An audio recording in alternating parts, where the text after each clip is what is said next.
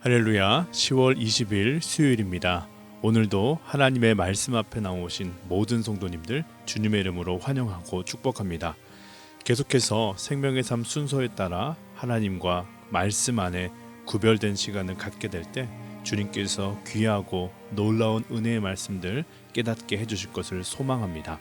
우리 함께 조용한 기도 드리시겠습니다.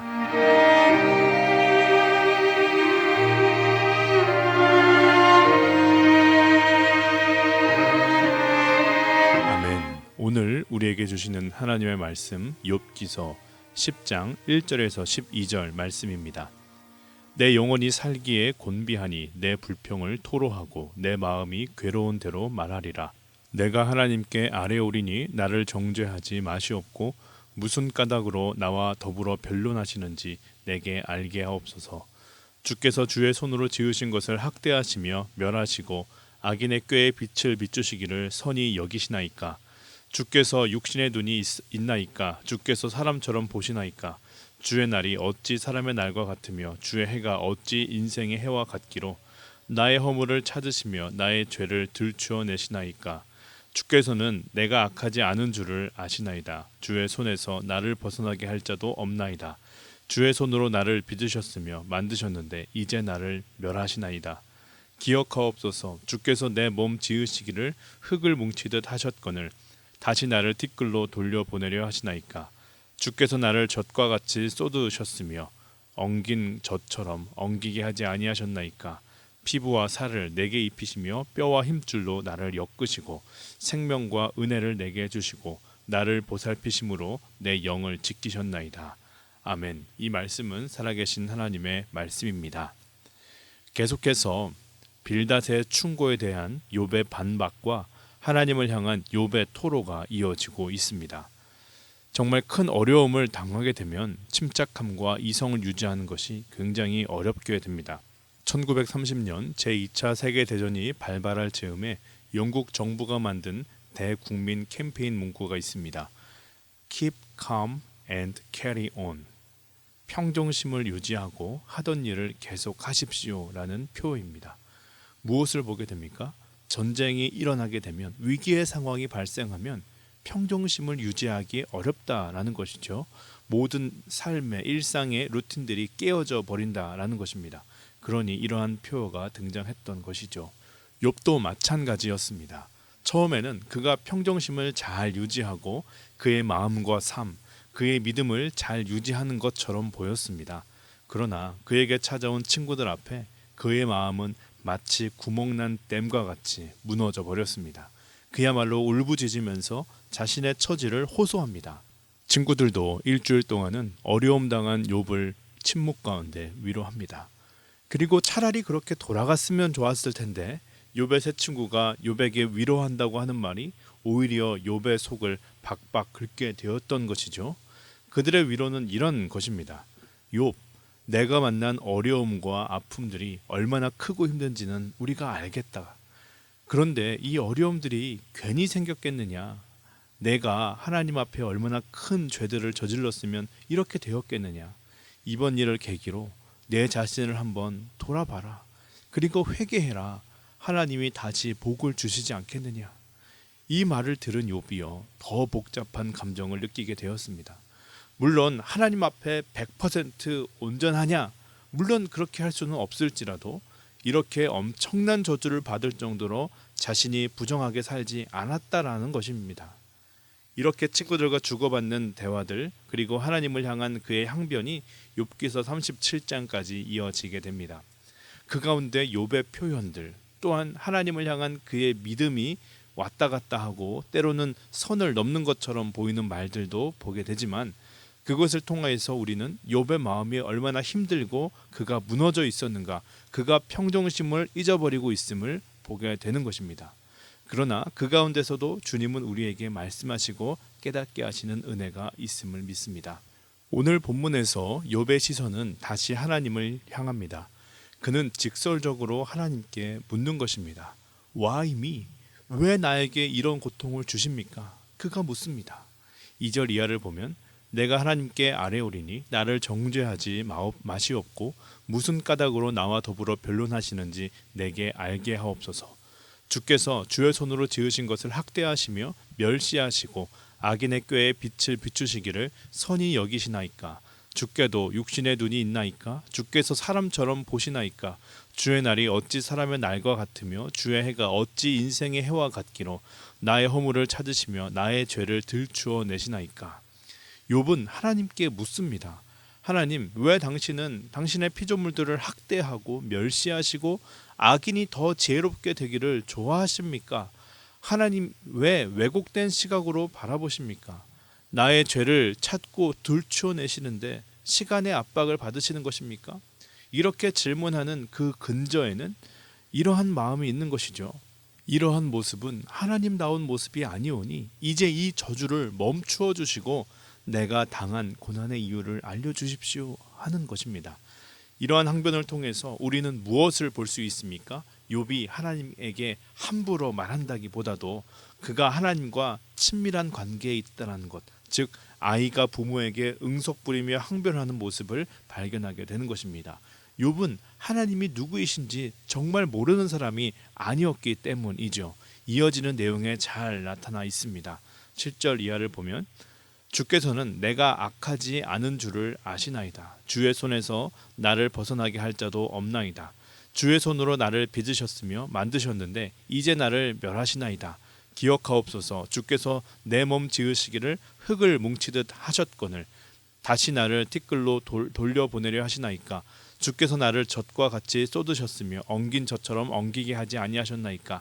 피부와 살을 내게 입히시며 뼈와 힘줄로 나를 엮으시고 생명과 은혜를 내게 주시고 나를 보살피심으로 내 영을 지키셨나이다. 욥은 자신과 하나님의 관계에 대해서 또한 하나님은 어떤 분이신가에 대한 것을 잘 알고 있었습니다. 그는 하나님은 나를 악하게 여기지 않으신다. 나는 하나님의 통치에서 벗어날 수 없는 존재이다. 그러나 그러한 하나님이 지금은 나를 흩어지게 하셨다. 이렇게 고백하는 것을 보면 알 수 있습니다. 우리가 계속해서 묵상했던 것처럼 욥이 끝까지 하나님을 향한 믿음과 사랑을 놓지 않을 수 있었던 이유, 결국은 다시 하나님께 축복받아서 회복될 수 있었던 이유, 그가 고통 가운데 부르짖음으로 호소했지만 완전히 엎드려지지 않았던 이유가 바로 여기에 있다라고 믿습니다. 욥 안에 깊이 박혀있던 하나님을 향한 분명한 믿음, 하나님은 누구이신가? 또한 그 하나님과 자신의 관계, 그 끊어질 수 없는 사랑의 관계를 그가 알았기 때문입니다. 오늘 말씀을 묵상하면서 하나님은 우리에게 어떠한 마음을 알게 하십니까? 특별히 욥의 항변을 보면서 오늘 우리에게 적용할 수 있는 은혜의 깨달음이 있다면 그것들은 무엇입니까? 고통에 대해 생각하면서 박영식 교수님의 책을 읽다가 오늘 본문과 연결되는 책의 한 구절을 여러분과 함께 나누고자 합니다. 사업을 하던 큰 매형은 사업차 사람들과 골프를 치다가 심장마비로 세상을 떠났다. 그때가 환갑을 맞아 큰 누나와 여행을 다녀온 직후였다. 평온한 토요일 오후에 누가 그런 일이 일어날 줄 예상했겠는가. 라운딩 멤버가 없어 대타로 급하게 불려나간 자리에 죽음의 잔인함이 먼저 와 기다리고 있을 줄이야. 매형은 늘 건강했고 박력이 넘쳤다. 하지만 죽음 앞에는 장사가 없었다. 전화로 매형의 죽음을 전해들은 나는 차를 몰고 경주로 가는 내내 소리내 울었다.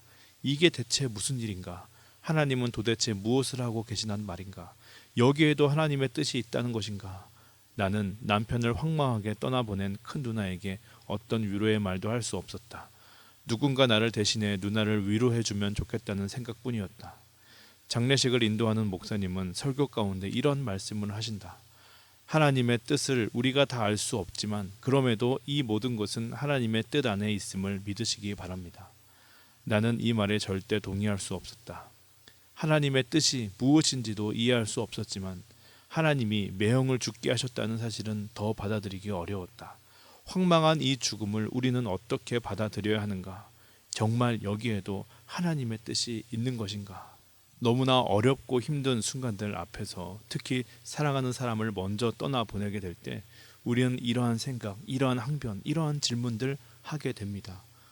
오늘 욥의 항변도 이러한 맥락에서 이루어지고 있는 것이지요. 2절에 보는 것처럼 무슨 까닭으로, 하나님 무슨 까닭으로. 사실 욥기서의 많은 부분들은 이러한 항변들로 채워져 있습니다. 하나님, why me? 나에게 왜 이러십니까? 이유가 무엇입니까? 그러나 욥기서의 마지막까지도 하나님은 그에게 이 엄청난 고통이 왜 너에게 일어났는지, 왜 이 고통을 허락하셨는지 말씀하지 않으십니다. 만약 이 고통 속에 숨겨두신 하나님의 뜻이 있었다면 그것을 욥에게 알려주어야 할 것 같습니다. 잘 버텼다고, 이제는 내가 그 이유를 알려주겠다고. 그것이 그 고통을 견디고 버틴 욥에게 가장 큰 상 아니겠습니까? 그러나 하나님은 말씀하지 않으십니다. 그러면서 생각해 보는 것은, 만일 하나님께서 그 고통의 원인을 알려주셨다라고 하면, 첫째, 우리는 과연 그 원인을 이해하고 납득할 수 있는가? 두 번째, 그러한 하나님을 여전히 신뢰하고 사랑할 수 있는가? 이 과제가 여전히 남게 되는 것입니다. 이러한 시각을 가지고 욥기서뿐 아니라 성경에서 말하는 고통을 보게 되면 흥미로운 점을 발견하게 되는데, 고통의 상황 속에서 믿음의 사람들에게 하나님께서 강조하시는 것, 하나님께서 그들에게 깨닫게 하시는 것, 그것은 도대체 왜 그런 것인가? 그 원인 규명에 있지 않다 하는 것입니다. 하나님의 관심이 거기에 있지 않습니다. 하나님께서 우리에게 깨닫게 하시는 것은 그 고통 가운데 나는 누구냐? 나는 지금 어디에 있느냐? 그것을 우리에게 깨닫게 하신다는 것입니다. 그것이 욥기서 38장에 잘 나타나고 있습니다. 하나님이 드디어 입을 열어 욥에게 말씀하시는데 고통의 이유를 말씀하시는 것이 아니라 창조의 이야기를 하고 계십니다. 하나님이 누구인가를 말씀하시는 겁니다.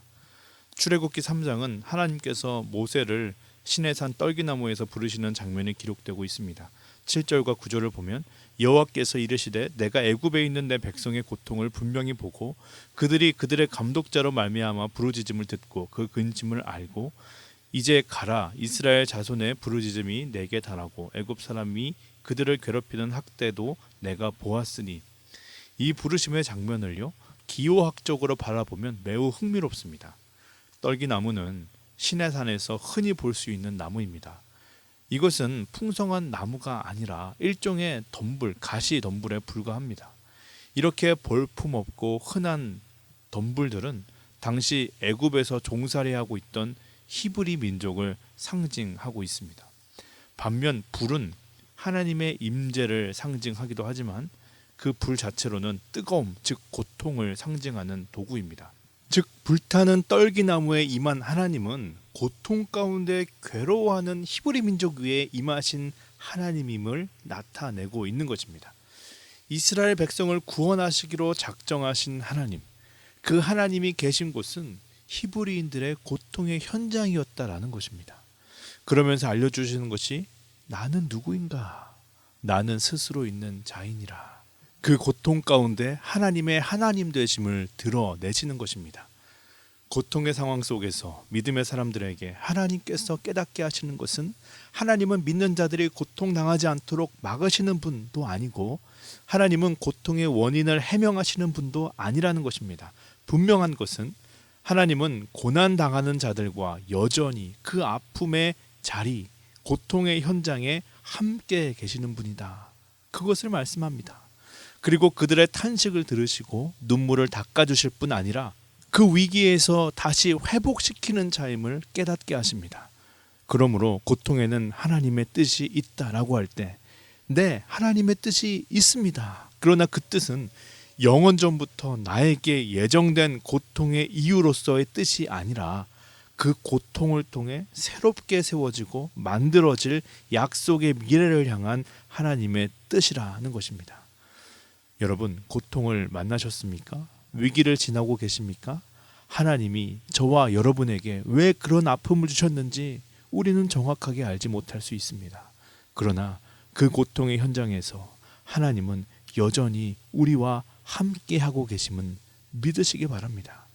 그 믿음이 어둠의 긴 터널을 지나 회복의 빛으로 우리의 삶을 견디게 할 것이고 이끌게 할 것입니다. 그것이 욥이 끝까지 하나님을 신뢰할 수 있었던 비밀입니다. 간절히 바라고 기도를 드립니다. 이 믿음으로 오늘도 인내하고 주님 바라보며 사시는 저와 여러분 되시기를 간절히 소원합니다. 함께 주기도문 하시겠습니다. 하늘에 계신 우리 아버지여, 이름이 거룩히 여김을 받으시오며 나라의 임하옵시며 뜻이 하늘에서 이루어진 것 같이 땅에서도 이루어지이다. 오늘날 우리에게 일용할 양식을 주옵시고 우리가 우리에게 죄 지은 자를 사하여 준 것 같이 우리의 죄를 사하여 주옵시고 우리를 시험에 들게 하지 마옵시며 다만 악에서 구하옵소서. 대개 나라와 권세와 영광이 아버지께 영원히 있사옵나이다. 아멘. 우리 함께 이렇게 기도하기를 원합니다. 주님, 오늘도 우리 앞에 놓여진 어려움과 위기가 있습니다. 그것들 견디며 살아갈 때 왜 나입니까? 그것을 묻기보다 주님 어디에 계십니까? 그것을 묻게 하여 주시옵소서. 그리고 그 물음 속에 살아계신 하나님을 깨닫게 하시고 지금도 그 고통의 현장에 나와 함께 계셔서 우리와 함께 우시고 위로하시며 힘주어 일으키시는 주님을 경험하게 인도하여 주시옵소서. 그 주님과 오늘도 동행하며 소망 가운데 살아갈 수 있도록 주여 붙들어 주시옵소서. 우리 함께 그러한 기도로 오늘 하루 열기 원합니다. 기도하시겠습니다.